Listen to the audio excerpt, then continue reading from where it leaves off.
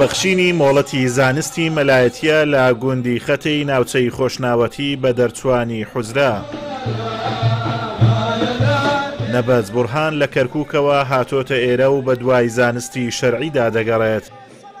دوا وێستگەی خوێندنی گوندی خەتێ بووە. لێرە مۆڵەتی مەلایەتی لە سەردەستی مامۆستا تاهیر بەحرکەیی پێدرا. زمان و دەست و چاو و دەم هەمووی لاڵە یعنی لە ئاس دەربڕینی ئەو خۆشیە بەڕاستی هیچ خۆشیەک نییە بەرامبەری ئەو خۆشیە بکاکەوە خۆشی وەرگرتنی ئیجازەنامەیە و چوونە ڕیزی خزمەتکردنی عولەمایانی ئیسلامەوەیە.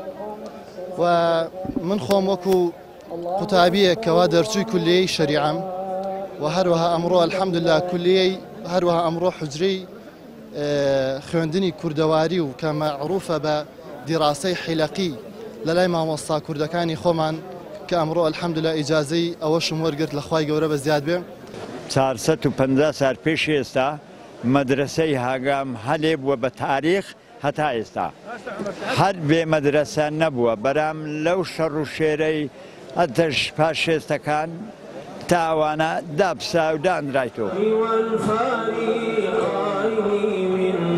لە هەرێمی کوردستان حوجرە و ئەکادیمیای زانستە شەرعیەکان بێڕۆڵ کراون.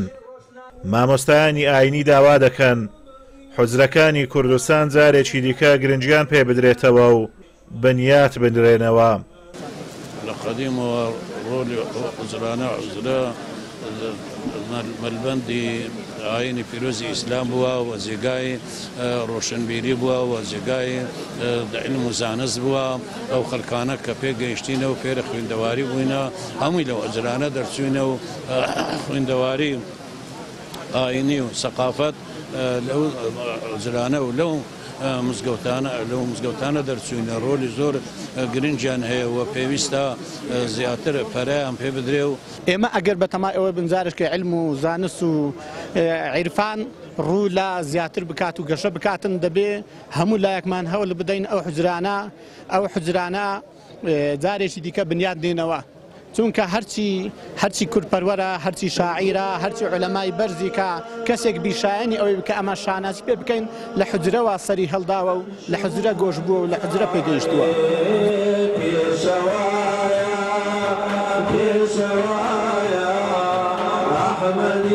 ئەگەرچی لە گوندی خەتێ بەردەوام قوتابیانی حوجرە هەن بەڵام لە دوای ساڵی 1972ەوە ئەمە یەکەمین ئاهەنگی بڕوانامەی زانستی مەلایەتیە کە بە دەرچوانی حوجرە دەدرێت.